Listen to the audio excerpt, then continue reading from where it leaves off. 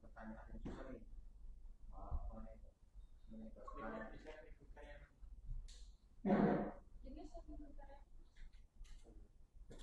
Ini udah on, Mas? Oh, oke. Cek. 1, 2. Dok, disambilin. Hah? Mau gak, Dok? Mau yang apa? Ini minumnya, Dok, jenengan.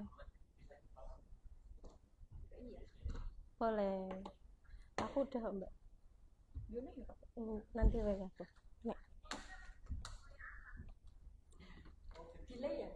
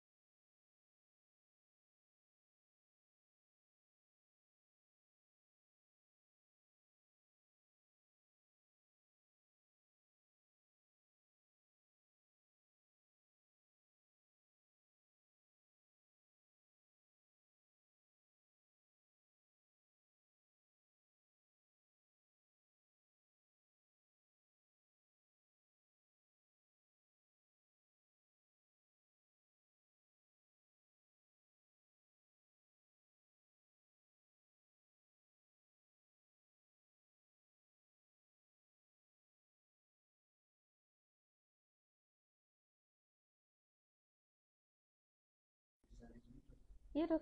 Mau minum dulu? Tadi? Lagi, Dok, ya? Ya. Assalamualaikum warahmatullahi wabarakatuh. Hai ayah bunda, pagi ini udah nggak pagi ya? Sore. Sore ini kita akan ngobrol nih sama narasumber yang keren banget. Tapi sebelumnya perkenalkan saya Fireta Aldilarifida sebagai moderator pada sore hari ini. Kita akan membahas satu bahasan yang sangat menarik.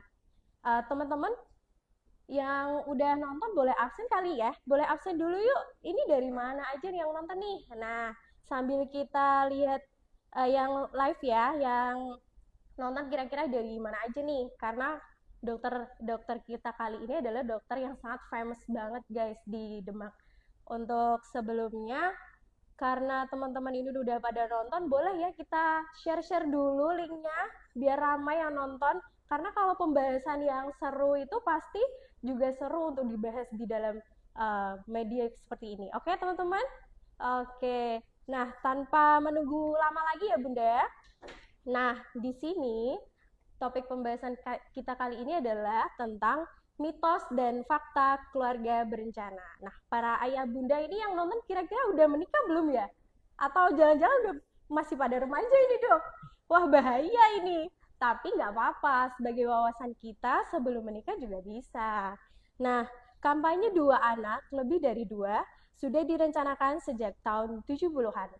Anjuran tersebut masih membekas hingga sekarang.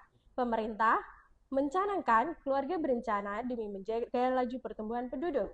Selain itu, program ini juga bertujuan mewujudkan keluarga sehat, bahagia, sejahtera, dan berkualitas. Sayangnya, keluarga berencana malah sering disalahartikan menjadi agenda untuk menolak kehadiran buah hati. Berbagai mitos dan fakta kita akan bahas di sini. Untuk teman-teman semuanya, narasumber kali ini adalah dokter yang sangat terkenal di Demak, salah satunya.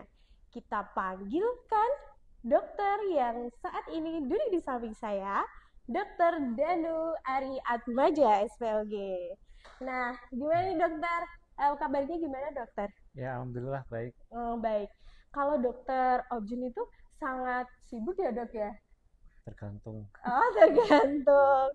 Karena kesibukan beliau itu ada di dua rumah sakit ya dok ya. Salah satunya beliau adalah Dokter Objin di Rumah Sakit Hajah Fatimah PKU Sulhan Demak ini. Nah, teman-teman, karena beliau ini adalah sangat sibuk, jadi jangan sampai kelewatan live ini ya. Karena beliau sangat sibuk ini, kita manfaatkan untuk berbincang-bincang. Kalian yang mau tanya bisa langsung di kolom komen. Nanti untuk 3 penanya tercepat akan kita bacakan dan akan kita diskusikan oleh beliau. Nah, Dokter Danu ini biasanya beliau praktek di sini jam berapa dokter? Sekitar jam 14-an. Oh, jam 14. Melayani USG ya dokter ya? Ada USG, pemeriksaan kehamilan, Iya. KB juga. Nah, untuk tema kali ini itu adalah tentang mitos dan fakta keluarga berencana nih dok. Nah, sebelum kita membahas ke mitos dan fakta ya dok ya, untuk dari kacamata medis nih dok, sebenarnya KB itu apa sih dok?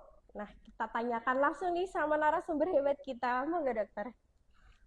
Jadi KB itu adalah suatu program pemerintah yang diharapkan bisa mengurangi atau mengendalikan laju pertumbuhan penduduk ya, terutama di Indonesia ini ya. Hal ini sebenarnya sudah diatur dari tahun 92, kemudian yang diperbarui itu tahun 99 ya, undang-undang yaitu tentang KB itu sendiri ya. Itu bukti nyata bahwa pemerintah adalah menciptakan keluarga yang sejahtera. Oh gitu ya dok.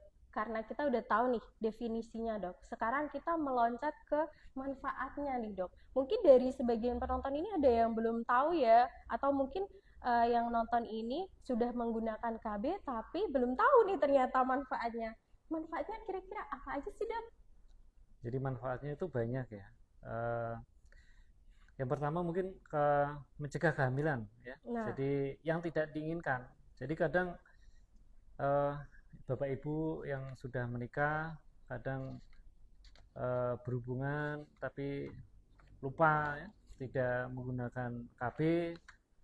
Makanya dalam statistik itu ada 20% ya insiden kebobolan, artinya kehamilan yang tidak direncanakan, yang pada pasien yang sudah resmi menikah. Akibatnya apa? Jadi banyak ibu yang mengandung menjelang usia-usia yang tua ya, di atas 35 atau bahkan lebih dari 40 tahun. Jadi atau bahkan anaknya sudah 4, ada anak kelima, jadi terlalu dekat gitu.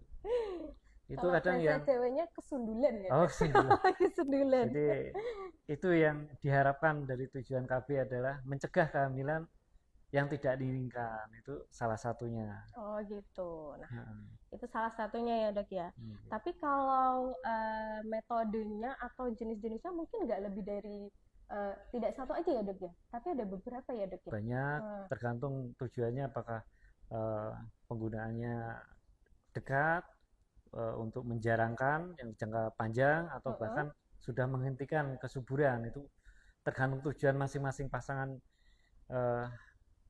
kan beda-beda ya. gitu. Ternyata metode KB itu nggak cuma satu nih teman-teman, tapi ada beberapa ya dok ya. Mungkin bisa dijelaskan dok, metodenya kira-kira ada apa aja nih?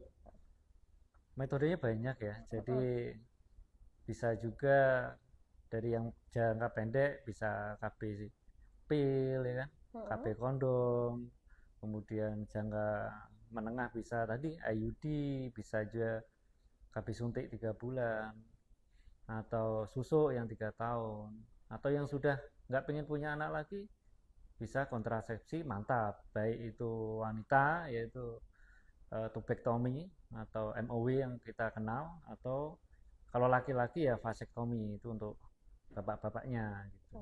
Ternyata KB itu bukan hanya wanita ya dok ya, tapi Ya. lelaki juga bisa, jadi nggak melulu tentang wanita ya dok ya. Iya. Teman-teman, ini ternyata saya sangat senang sekali berbicara dengan beliau ini karena beliau ini adalah dokter spesialis OB-GYN yang sangat sibuk. Nah, untuk teman-teman, ini kita kan udah membahas sedikit banyak ya tentang apa itu KB, manfaatnya, terus tujuannya, dan ternyata bisa disesuaikan dengan kebutuhan para bunda-bunda. Tapi bukan hanya bunda saja yang bisa KB, tapi ada ayahnya juga nih. Sebelum kita masuk ke mitos dan fakta ya, ini teman-teman kira-kira masih ada yang nungguin live kita nggak nih? Boleh di komen-komen dong, biar kita itu ada interaksi nih, ada antara komen nih. Nah, kira-kira udah disiapin belum nih pertanyaannya sebelum kita beranjak ke mitos dan fakta seputar keluarga berencana? Boleh nggak dok ini langsung dibahas mitos faktanya? Boleh. Oh, boleh. Karena mitos dan fakta itu cukup banyak ya guys. Jadi ini kita hanya rangkum beberapa mitos dan fakta yang cukup famous atau populer lah di kalangan kita. Yang sebenarnya ini tuh bener gak sih? Ini mitos atau fakta? Nah gitu. Untuk mitos fakta yang pertama yaitu ternyata ejakulasi di luar dapat mencegah kehamilan. Betul nggak dok? Nah, Iya, itu kita sebut dengan coitus interruptus ya kalau kita bilang.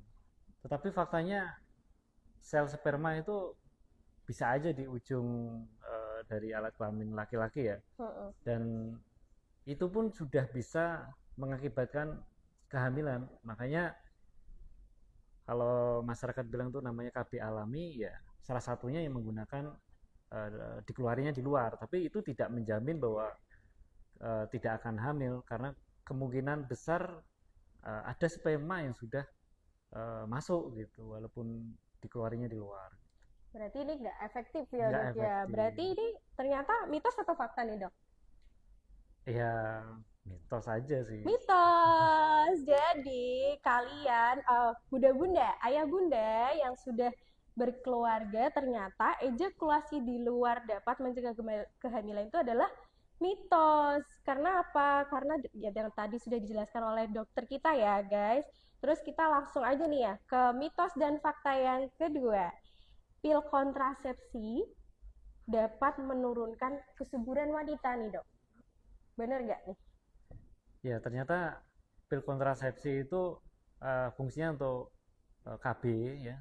Tapi untuk tingkat kesuburan wanita ya, kalau memang pil KB-nya itu udah dihentikan, ya nanti subur lagi gitu. Makanya kadang yang telat minum pil KB 2 hari ya juga bisa hamil gitu. Jadi tidak menghentikan kesuburan gitu. Berarti ini ada dua ya dok ya. Ada mitosnya dan ada faktanya. Mitosnya Ya. tadi teman-teman, setelah dihentikan penggunaannya, fertilitas wanita itu dapat menurun. Tapi faktanya, tingkat kesuburan wanita dapat kembali setelah selesai pemakaian KB. Ya. Pilnya ya dok ya. Iya. Jadi langsung subur gitu ya. Kesannya langsung subur nih. Ya. Karena siap untuk dibuai, jadi langsung subur ya. Oke, lanjut ya dok ya. Ya. Lanjut ke mitos dan fakta yang ketiga. Pil kontrasepsi dapat menyebabkan kanker. Aduh, takut banget nih dok. Kanker dok, gimana dok? Tapi faktanya pil kontrasepsi atau pil KB itu bahkan bisa menurunkan ya, kanker ovarium atau kanker indung telur bahkan sampai 50%. Jadi untuk mitos ini ya malah berkebalikan gitu. Jadi yang seharusnya dikira menyebabkan kanker ternyata menurunkan resiko terjadinya kanker ovarium. Jadi lebih banyak positifnya justru ya Iya. dok ya. Karena mencegah kanker itu guys. Malah berkebalikan dari mitos dan fakta yang kita bahas barusan. Ternyata kita sudah seuzon nih sama pil KB. Iya. Ternyata banyak manfaatnya. Oke, kita lanjut ya teman-teman ya. Untuk mitos dan fakta yang keempat, yaitu pil kontrasepsi dapat menyebabkan kegemukan. Wah, ini pasti dilema banget nih para wanita-wanita cantik yang body goals pasti bakal, masa iya sih bikin gemuk? Nah, kita nih Tunggu jawabannya dari dokter Danu. Gimana nih dok? Bikin gemuk dok katanya dok.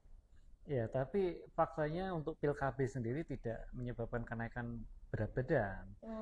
Tapi memang pada wanita-wanita yang indeks massa tubuhnya ya itu 40 kg per meter persegi. Jadi perhitungannya itu kan berat badan dibagi tinggi badan kuadrat ya. Dan kalau lebih dari atau sama dengan 40 atau namanya obesitas morbid ya disarankan tidak menggunakan. Tapi secara apa yang tadi disebutkan mitosnya bisa menaikkan berat badan itu faktanya tidak gitu. Oh gitu nih guys. Jadi kalian yang takut gemuk jangan worry karena ada beberapa pilihan selain pil KB ya dok ya. Ya, Yang tadi sudah disebutkan bisa juga dengan metode yang lain. Mungkin kalau masih kayak ragu, aduh nanti gemuk gitu. Ya udah, nggak jadi. Nggak usah pakai pil KB ya. Yang lain. Oke. Kita lanjut lagi nih dok, yaitu morning pill sama hanya dengan pil aborsi. Takut banget deh. Coba nih kita kasih tahu jawabannya dok. morning pill ya. Jadi kalau orang bilang kan pil darurat ya atau dibilang pil aborsi, sebenarnya tujuannya kan kalau misalnya lupa pakai kontrasepsi ya dalam waktu efektifnya sebenarnya 72 jam ya, maksimal 120 jam. Tapi kalau ternyata pemakaiannya setelah itu malah tidak berpengaruh terhadap janinnya. Jadi malah tidak bisa menyebabkan keguguran kalau memang sudah terbentuk janin, kalau udah lewat di masa efektifnya. Gitu. Gitu. Jadi malah nggak ngefek ya dok ya. Iya, kalau udah lewat masa efektifnya. Gitu. Oke. Terus langsung ini tadi kan pil nih. Nah kita lanjut ke KB suntik menyebabkan menopause dini. Nah betul nggak dok? Agak aneh nih ekspresinya dokternya, agak aneh. Ini orang-orang Konoha nih gimana nih? Kok agak aneh sih mitos faktanya? Masa bisa sih dok menopause dini? Betul nggak dok? Jadi menopause itu kan berhentinya menstruasi seorang wanita 1 tahun dari yang sebelumnya sudah menstruasi setiap bulan. Jadi kalau penggunaan pil suntik suntik KB ini itu tidak mempengaruhi dari sel-sel telur di ovarium atau indung telur. Jadi tidak menyebabkan menopause dini gitu. Jadi faktanya berbeda gitu dengan mitos. Oh gitu ya dok ya. Jadi yang takut menopause dini nggak boleh takut nih sekarang karena nggak berpengaruh ya dok ya tadi ya. Karena itu tadi yang dijelaskan sama dokternya. Cukup di sini apa masih lanjut nih teman-teman?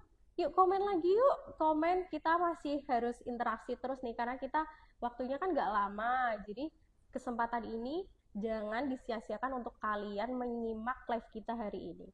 Untuk mitos dan fakta selanjutnya sambil kalian tulis-tulis nih kira-kira mau ada pertanyaan nggak nih sama dokter kita. Untuk yang selanjutnya yaitu KB suntik dapat menghilangkan menstruasi dok. Nah, mitos atau fakta? Jadi KB suntik itu kan ada yang 1 bulan, ada yang 3 bulan.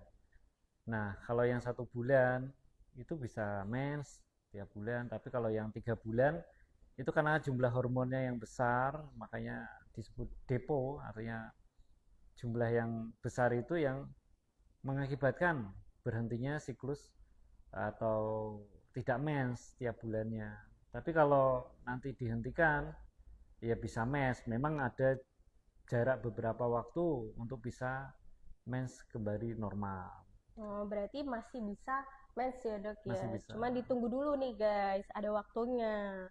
Oke, udah nih suntik-suntik nih. Ada yang tahu kontrasepsi mantap gak sih nih teman-teman? Boleh komen-komen. Karena yang akan kita bahas ini lanjutnya adalah tentang IUD. Mitos dan fakta yang selanjutnya adalah batang IUD dapat menempel di kepala bayi nih dok. Takut ya dok ya. Jadi mungkin bayangannya kepalanya nuncep gitu dok sama IUD-nya. Gimana nih dok? Jadi IUD itu kan merupakan salah satu alat kontrasepsi ya, kalau orang bilang spiral. Dan memang tidak 100% bahwa suatu KB itu pasti tidak bisa menyebabkan suatu kehamilan. Jadi ada angka kegagalan juga. Jadi kalau memang sudah KB IUD kok ternyata hamil, tergantung posisi letak IUD-nya. Kalau memang posisi IUD-nya mau keluar ya bisa diambil dan itu tidak masalah. Dan kalaupun ternyata letaknya di dalam, ya biarin aja sampai janinnya besar dan itu tidak mengganggu pertumbuhan bayi juga. Dan makanya kalau yang sudah pakai IUD itu saran saya ya kontrol, ya teratur, ya minimal 6 bulan lah, biar diketahui posisi IUD-nya itu turun atau melorot lah gampangannya, atau masih di tempat yang baik. Kalau memang melorot itu kan perlu dipasang ulang ya, atau ganti KB yang lain. Berarti tidak membahayakan ya dok ya, Tidak. otomatis tidak membahayakan bagi ibu pemakainya atau si bayinya ini ya dok ya, tetap bisa dipertahankan kok, karena itu kan bedanya kecil ya dok ya. Ya, Nah, kecil, jadi bisa dikeluarkan guys. Oke, kita lanjut nih. Ternyata banyak yang membahas tentang mitos dan fakta IUD dapat berpindah setelah dipasang nih dok. Mungkin berhubungan ya sama yang mitos fakta sebelumnya nih teman-teman. Nah, kita bahas lagi. Yuk dok. ya. Jadi orang-orang bilang kadang kok berpindah-pindah tempat. Kalau berpindah tidak ya, mungkin bergeser sedikit. Dan makanya kalau pemasangan IUD kan apakah geser atau tidak, itu apakah melorot atau tidak, ya memang perlu dikontrolkan rutin ya, untuk mengetahui posisinya baik tidak. Jangan sudah pasang IUD merasa enak, mens kok tiap bulan lancar, tapi selama 5 tahun pemakaian nggak pernah kontrol. Itu yang kita perlu perhatikan. Jadi harus kalau bisa ya kontrol rutin tiap 6 bulan paling. Nah, jatuhnya kalau nggak kontrol 5 tahun lebih jadinya kontrasepsi mantap banget dok.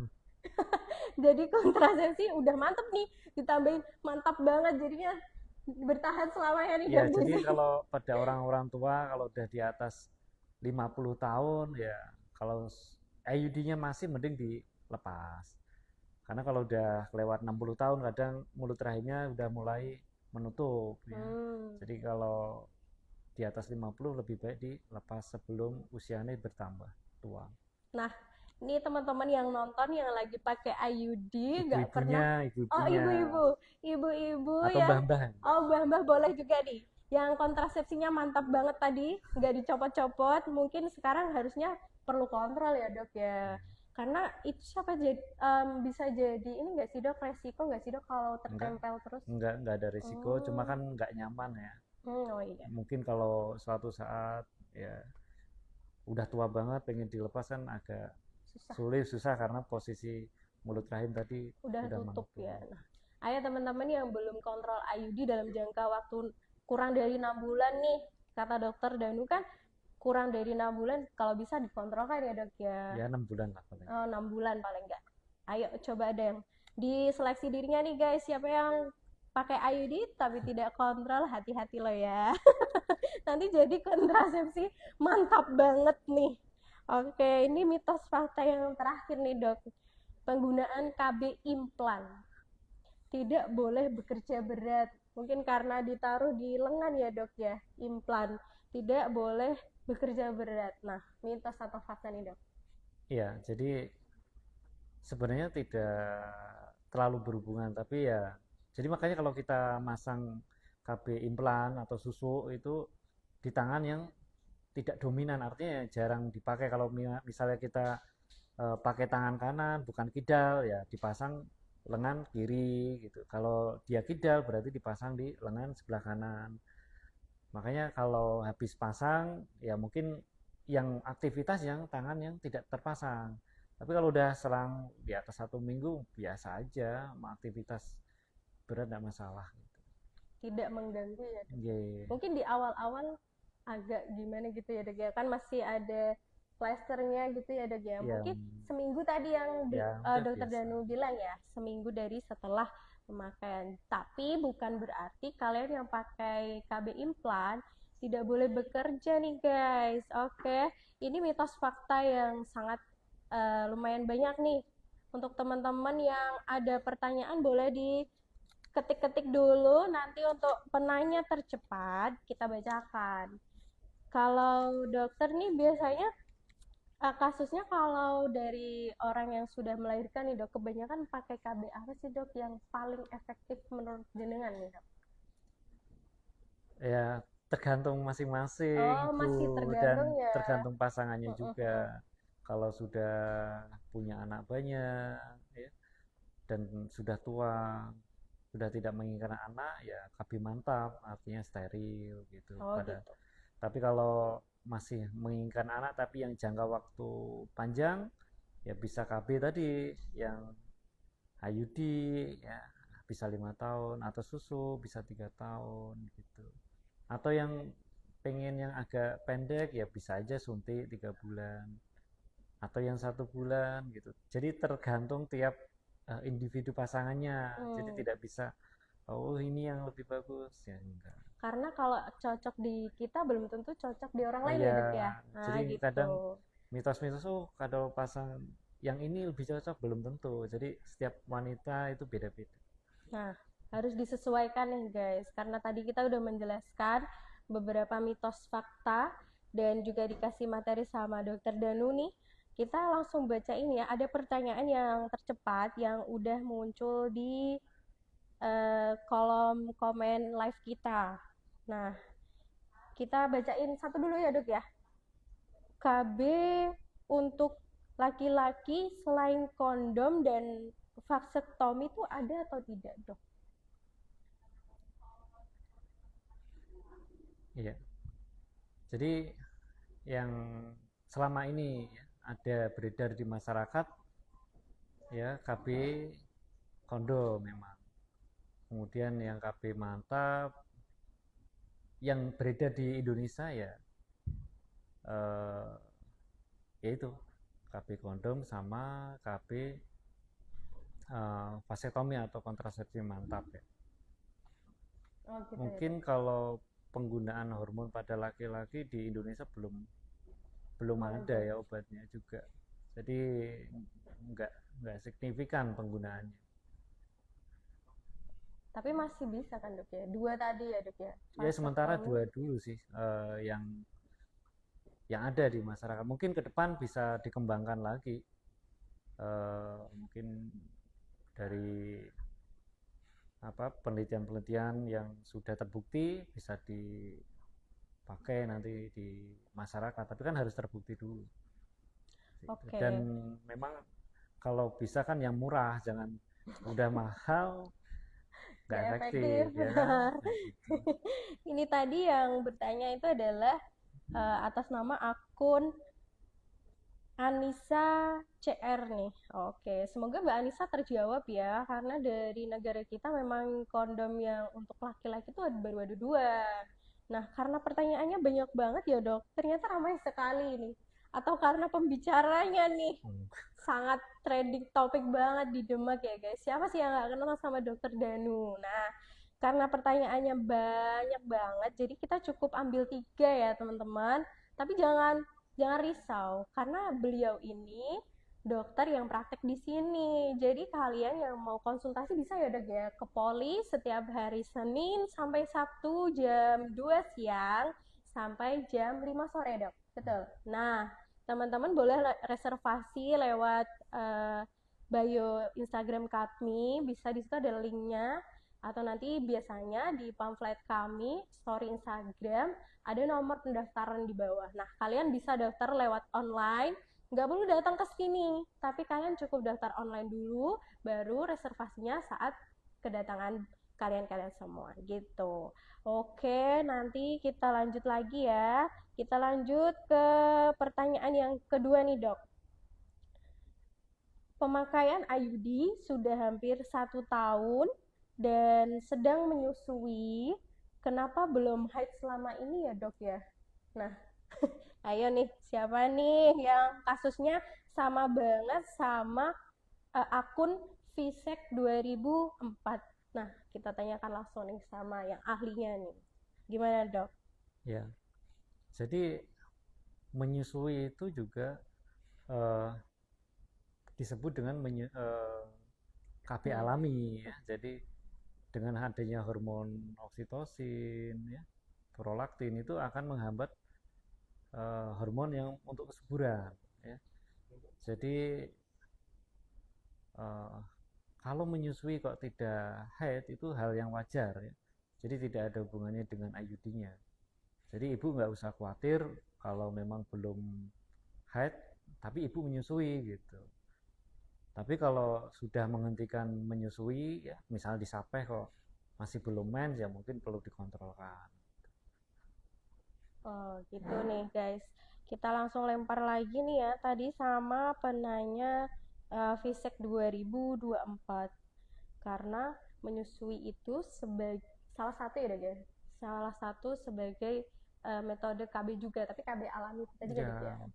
Tapi nggak semuanya kayak gitu ya, Dok ya. Nggak semua. Nah, balik lagi nih ke pribadi masing-masing. Ada yang bisa haid langsung ya, Dok ya. Ada yang ternyata lama banget nih, tapi masih aman ya, Dok, Aman. karena pakai IUD dan syaratnya menyusui dan posisinya tadi ya, Dok ya, yang jenengan sampaikan harus kontrol untuk memastikan posisinya itu benar atau tidak gitu ya, Dok ya. Nah, gitu teman-teman. Satu penanya lagi nih, kita pilih-pilih dulu ya. Mungkin pertanyaannya tuh hampir sama ya, Dok, karena kebanyakan kayaknya pakai IUD nih. Seperti ini pemakaian IUD sudah hampir 1 tahun, kenapa tidak haid? Itu tadi hampir sama. Terus pemakaian IUD lagi ini ternyata, terus kita lanjut lagi ya, jangan yang KB ya, atau ini ada di luar dari topik kita, boleh ya, Dok ya. Ini ada dari Fai_FA. Kak, boleh tanya nggak di luar tema? Boleh. Satu, terakhir dan hanya untukmu. Saya pasca operasi SC. Anak udah usia 10 bulan. Kok belum haid? Tapi ini beliau nggak pakai KB, Dok. Tapi menyusui tidak? Saya pasca operasi SC, anak udah usia 10 bulan. Tapi nggak menyertakan beliau ini menyusui atau tidak. Nah, gimana tuh, Dok?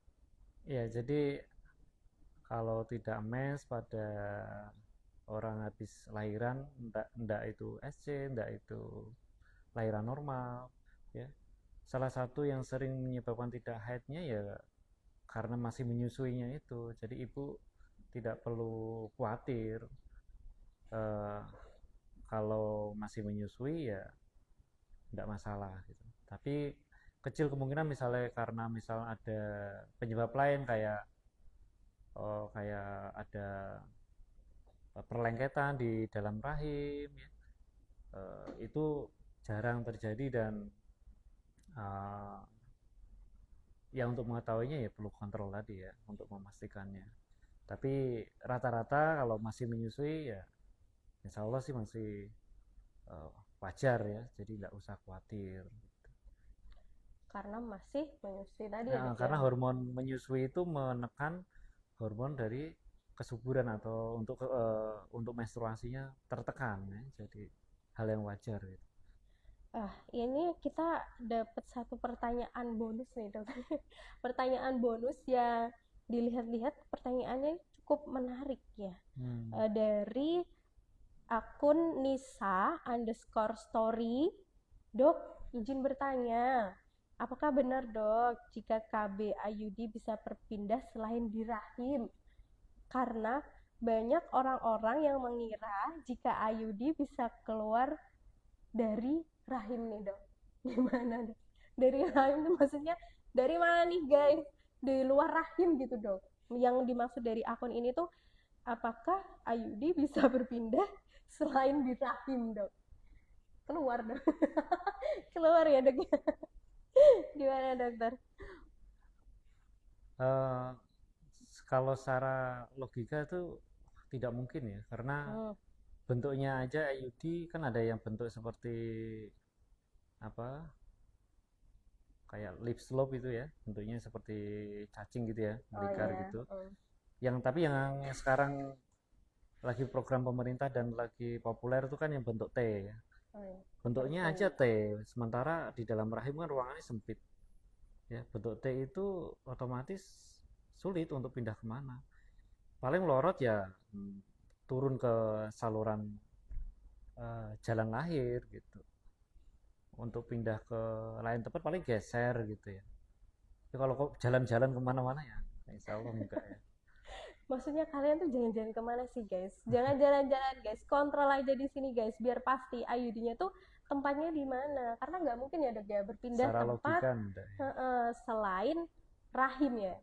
Mentok-mentok mungkin lepas ya dok ya, Iya. lepas turun atau bahkan mungkin Geser ada dikit ya lah, geser. Tapi untuk dipastikannya ya kalian perlu kontrol. Dipastikannya lewat apa sih dok biasanya dok? Yang paling mudah kita pakai USG atau yang lain mungkin pakai ronsen bisa. Nah, kalau di Poli Dr. Danu nih tersedia guys USG untuk memastikan itu IUD-nya karena beliau Dr. Ojum pasti ada USG-nya dong, masa nggak ada? Ini kita pertanyaannya ada berapa ya Mbak tadi ya? 4 ya? 4.